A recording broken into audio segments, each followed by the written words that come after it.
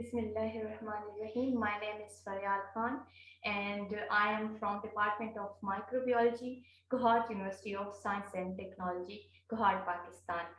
The topic of my research work is minced meat preservation by using gelatin-based iron oxide nanoplexes.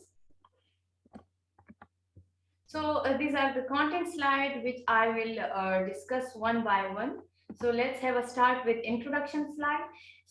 Meat and meat product are perishable food products having a very limited shelf life, but it is a rich source of protein. It is a good source for microbial growth, which result in food poisoning. So we preserve our meat by using different chemical preservative, which can increase the shelf life of meat, but due to consumer awareness, the use of synthetic chemical additive preservation by natural resources is getting popularity. So here I preserved my meat by using iron oxide gelatin based iron oxide nanoparticle, because iron is important function in biological processes, and it show great potential as antimicrobial agent due to its controlled size, low toxicity and high magnetism. So iron nanoparticle, what they do, they released the ions in iron oxide nanoparticle. They released and attached to the bacterial cell and result in protein denaturation and eventually cell death. The rationale of my project is that we propose to prepare iron oxide nanoparticles by gelatin. So gelatin here acts as a reducing and a capping agent, and we propose that iron oxide nanoparticle exhibited antimicrobial activity against foodborne pathogen. So we expect to circumvent the use of the toxic preservation for preservation of meat. The objective of my research is to evaluate the inhibitory effect of gelatin iron oxide nanoplexes against the strain that are Staphylococcus E. coli and Pseudomonas aeruginosa. And the last objective of my research is to investigate the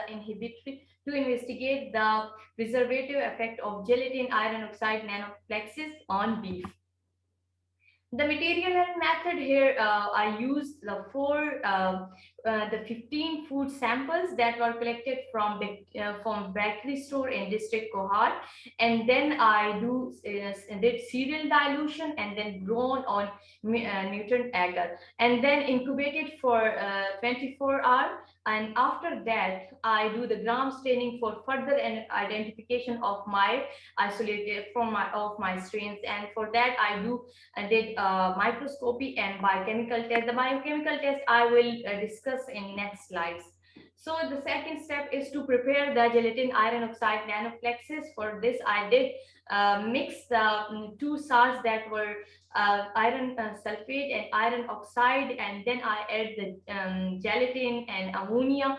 So these are the process, and after that I did the characterization, which I mainly do the with UV and XDR and SAM technique. And the third objective now is to put iron oxide is to add iron oxide on my isolated strain to identify to the inhibitory minimum inhibitory concentration. The last objective is to preserve vector effect of gelatin iron oxide on beef. So here I took the meat source from the slaughterhouse, and then I coated with the meat with a different concentration like 1.5 and 0.5 like this, and then stored at 4 degrees centigrade for 16 days. And after 16 days, I took my sample for microbial examination.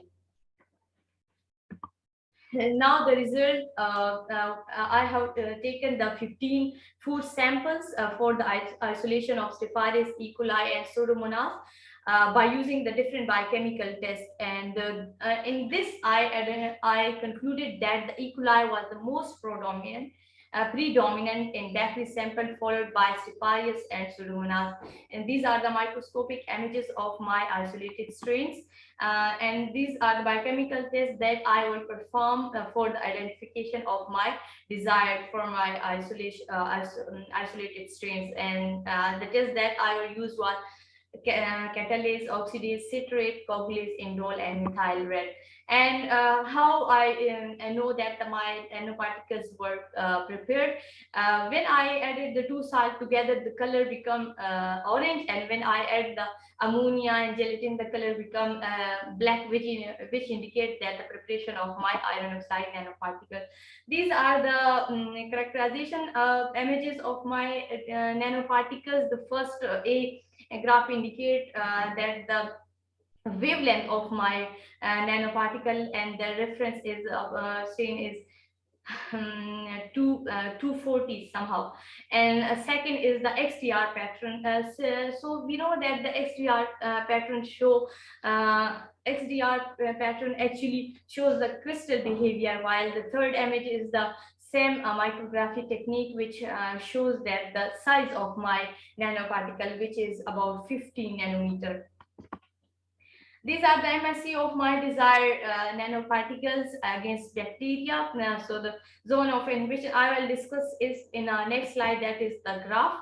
And here the E. coli was the most predominant. So they show the highest zone of inhibition at 9 degree, at 9 mm zone. The Cepharius were 7 mm zone, and the Pseudomonas aeruginosa, the zone of inhibition was 7 mm.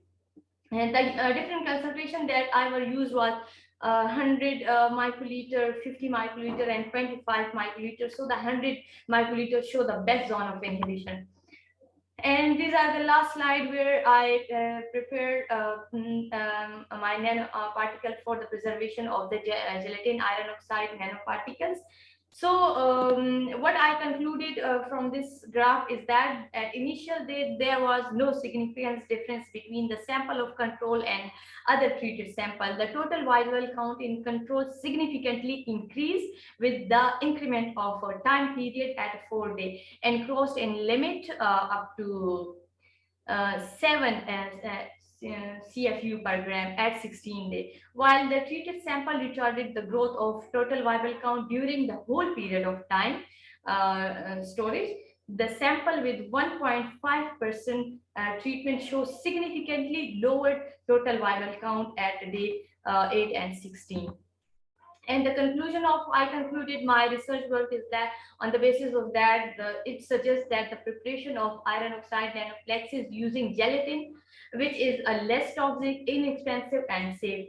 And I further concluded that it is used as an alternative antimicrobial agent, and it has significant preservative property to extend the shelf life of meat. These are my reference state, and I am reference slide, and I end up my presentation with these reference.